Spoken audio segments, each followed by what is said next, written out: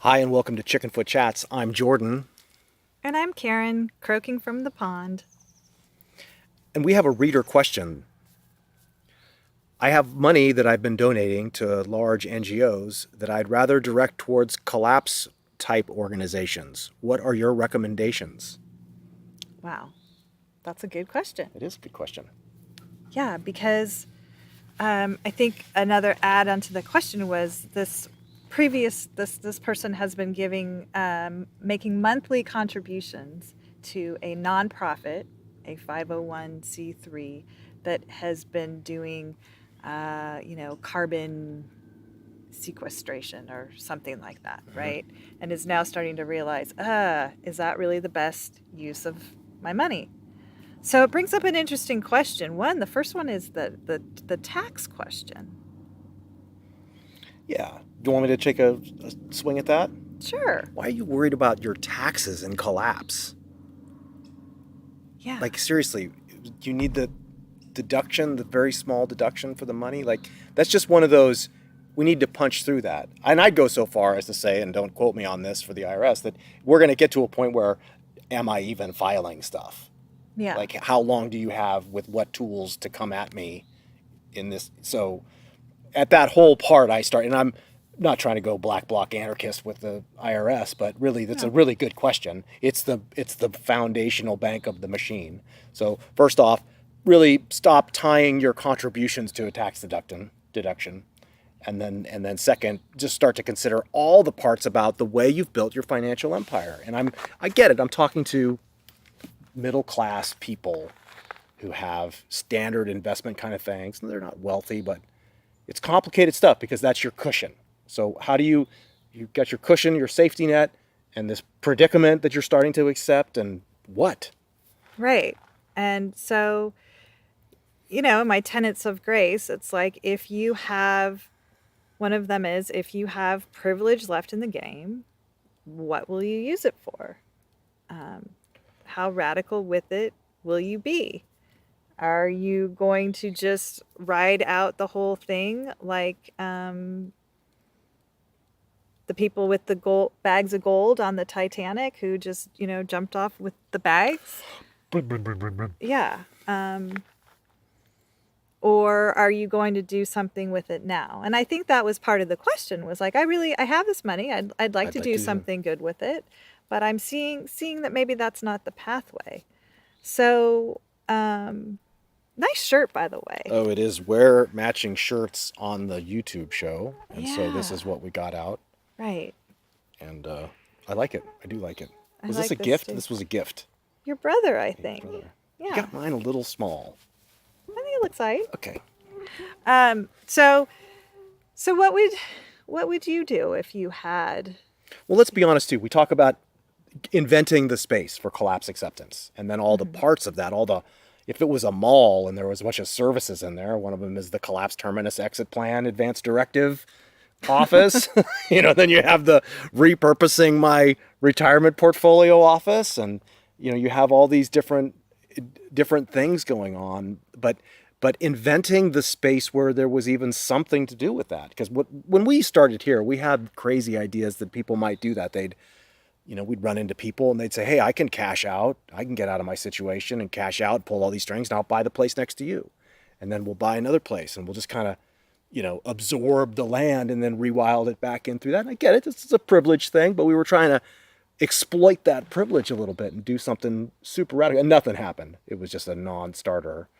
But the idea is to make room for people to do something creative, band together, buy land. I'd say buy land and rewild it. Don't let it be done. Help kid, all the sorts of things. But none of those activities or actions exist before a collapse acceptance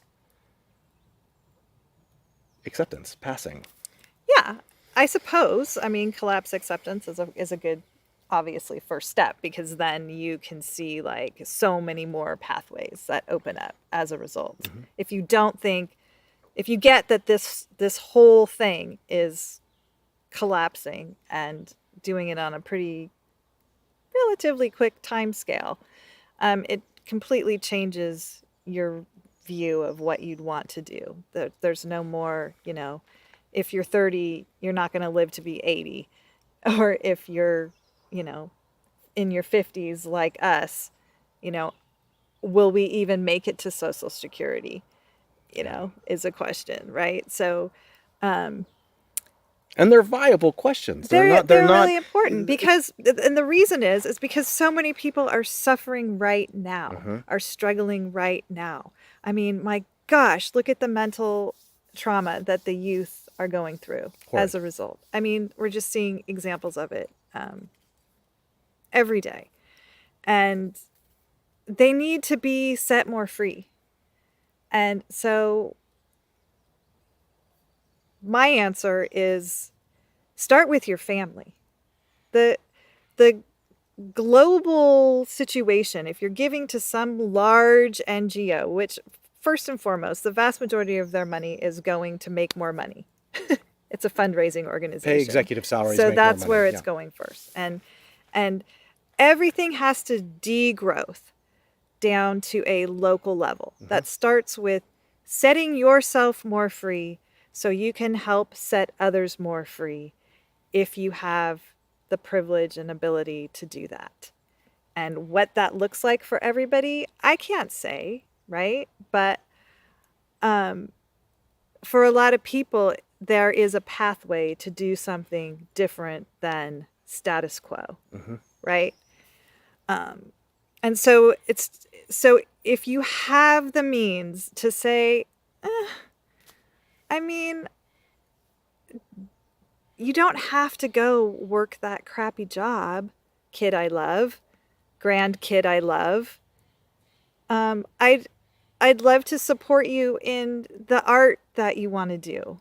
I'd love to support you in the music that you want to make and give you the freedom to be able to enjoy these things in your life and not turn it into a intergenerational hazing of, I had to go to work, so you have to go to work. It's like they're concerned their kids won't lead a full life working for the machine. I'm like, I mean, someone did post that, and I thought, well, that's, I'm afraid my child won't have the full life. I'm like, well, what are they doing right now? Yeah. Right now. I mean, how Right. could you not adjust the parameters of what a full life is? That's a good conversation to have. But Sure. But next, what are the next things they're doing? And kids have passions that are drawn to many things, and we live in this very mechanized system that offers Right. pretty predictable pathways that people are very encultured to being drawn toward. Yeah. So I'm not even saying you could offer 1,000 people, a week-long camping trip, and a lot of them will say no, thank you. But within that framework, if people are able to say those are bullshit jobs, they only exist so that you have something to do and earn the money to then pay it to It's do just other consumption shuffling things. pieces Yeah. around on the Monopoly Now, board. and I'm not saying people shouldn't work. That's a very, sometimes No. we get into that, and I'm a very hard worker, Yes. whether money's involved or not, and I expect the Me same too. out of my kids. And living in tribe, living locally is a lot of work. There's a lot more. There's no energy slaves working for you. You're chopping all the wood, carrying all the water, and making everything happen. So you're super busy. That's not it. But here's a question I'll throw to you. Is it that if we say to kids, hey, it's lights out by 2050 max, or some number that's relevant to them, and all the numbers are relevant to them now, I mean, then 2050, how can I'm you? seeing I know that's 2040. the most As conservative like, I can be. That's maybe we'll make it to 2040. Then how do you say this is happening before your full life will be completed? So really see if you can get that assistant manager job at Taco Bell. I know. And then we'll go from there, because I think it's important that you get this work ethic. And what now? But then if the kid's just going to come and lounge on the couch, so how do you deal with that? Is it first a thing, and then what would you do? Having more Taco Bells isn't helping anything. We're not picking on Taco Bell. No, we're not. I mean, we are. Having more made up jobs and more things for people to have to do to get the ducats that they need just to be able to be consumers in a consumer society. You might as well just give them the 200 when they pass go and just let them keep consuming, because that's a huge part of what drives the game anyway. And even if you get into emissions and waste and all the different things are aided by our attempts to have bullshit jobs. Right. So it's very And it's costly. all contributing towards, wait for it, growth. That thing. And so our predicament is growth. We have a growth problem. We need to stop growth. If you go to your doctor I think that might help and with you my t-shirt think you have fitting. there you go, good example. If you think you have a tumor, let's say, and then it turns out to be cancerous, let's say, the first response to that, I don't think is, well, we're trying this new experimental thing where we're just gonna like accelerate the growth of that tumor, Jordan, and see how quickly we can grow it. I'm pretty sure the first response is, okay, yeah, that's something we don't want to grow anymore. So first we're gonna stop the growth, and then we're gonna work on shrinking it. So if we were to apply that to our growth predicament society, we would have to first start with taking a look at every place we're growing and stop that. Just right off the top. And so we It's actually the need low-hanging fruit. more people working less. Yeah. And so that's a key part of it. So there's language here. There's an opportunity to invent space where people can talk about, okay, what do we say to people? What is the goal? Is it to go get these jobs, to rent the apartment, to rent the townhome, to do these different things that are not going to pan out? It's abusive and it's Yeah. destructive. It's not neutral to the community of life, No. having all this work No, transpire. no. There's lots of ways to group up, to share expenses, to like parents with kids right now who are both mom and dad, or both mom and mom, or dad and dad, or whatever the arrangement is, are working full-time jobs, both of them, stressed out to the max. The kids are going to daycare, they're going to school all day, the family can barely have time to be together. And I'm like, for what? Why? Like, we need to be helping kids have the most time to be free and to play and get to be kids and have time with their families and have time with their grandparents and have less stress and not more. And so if you had some money that you were giving to a big NGO and you could give it instead to your daughter so that, you know, she didn't have to work anymore and could just stay home and take care of the kids, or to help pay the mortgage so that they don't have to do that, or could get land together in a multi-generational, you know, housing situation, or, you know, ... fill in the blank. Like, that's where I would spend it first. And then if you have everybody that you love, like, sheltered and clothed and fed and in a good, secure spot, then take a look at your local community and where could you put some money right around you that would immediately affect locally what's going on. For us, it might be something like putting some funds towards getting in the way of the Centennial Dam project that the local water company is still toying around with threatening. Something like that. Or, you know, I mean, fill in the blank. Whatever local organization that you know that money is directly going right back into the community. Not because it has, you know, a tax write-off or anything like that. I mean, I don't know, walk into a home challenged camp of people who are just trying to survive out on the street and just pass out some hundreds. I mean, there's lots of radical ways to use privilege if you have it. And I don't know what it is, but what I know what it's not is giving it to a large NGO. And collapse acceptance, the pathway there opens up these conversations, which is the idea. The framework isn't there to support these changing times because we haven't existed in an honest relationship with the idea that collapse is ongoing, imminent. We're in the sixth mass extinction. It's coming for us. All these things are happening. The timelines are tight, and the need to change the way you think about it is very upon you. And it's all inclusive. It's not a buffet. And all the hardest questions are coming for you. But the parts where we talk about the benefits of acceptance, which is not trying to turn collapse into like turn that frown upside down. This is good news, and let me tell you why.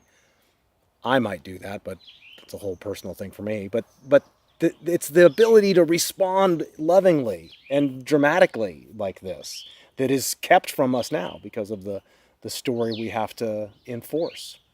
Check the clock. Right. All right, we're at 16 minutes, which means we're overtime. Last Oh, words on the subject. Bonus round Yeah. of Chickenfoot Chat. Yeah. It's there's an urgent place in this conversation to start really taking a hard look at what you're willing to do with whatever you have left in the game. And I wouldn't waste time messing around with trying to figure it out. Keep it tight, keep it local, set the younger generations free. They're getting cheated out of a longer life, while millions and millions and millions are currently sitting very comfortable. They're being forced to work bullshit jobs that they hate, and they should, and it's doing nothing but consuming the planet. Things like degrowth, things like steady state economy, rewilding, permaculture, back to the land. There's a lot of different transition towns, localism, deep localism that are all around this. So when we reject hopium because we don't suggest that Homo colossus has a space on the earth in the community of life going forward, but all of these ideas are good moves right now in general, and they all kind of come around this with getting together, changing the dynamic of money, changing the dynamic of safety and security and productivity. All that stuff has to happen. And for the super win, if say there's a bottleneck and 8 people come through into the sunny plains of Africa in 100,000 years and say, we've got it, they're only going to be able to be together if they've gone through a process of purposely resetting all those expectations. Too much. That's a bridge too far. Yes, because obviously we're about, finding feral and rewilding and all of that. But I would also say that it's not required. And if the younger generations are perfectly content and happy playing their video games, hanging out with their friends, whatever it is, like, that's fine too. I think that that's really an okay thing that we have to get. We can't teach them to turn oak wood down to make table legs. If they want to. Old Yankee workshop. I think it's really about I agree. supporting There's no them rules. None of it is in rules. what they want to do with the time that they have left, and that's the key. It's the removing as many bars as you can for them to have more freedom. There's a mosquito on you. Yeah, I know. It's Chickenfoot Ranch Chats. You can click like and subscribe and hit the bell and do all those YouTube things because while we're not looking to make money or get famous, we are trying to become viral. Our life goals are basically COVID goals. Become viral. Oh, okay. Maybe the mosquito bites will help. That's probably going to do it for me. Yeah. Okay.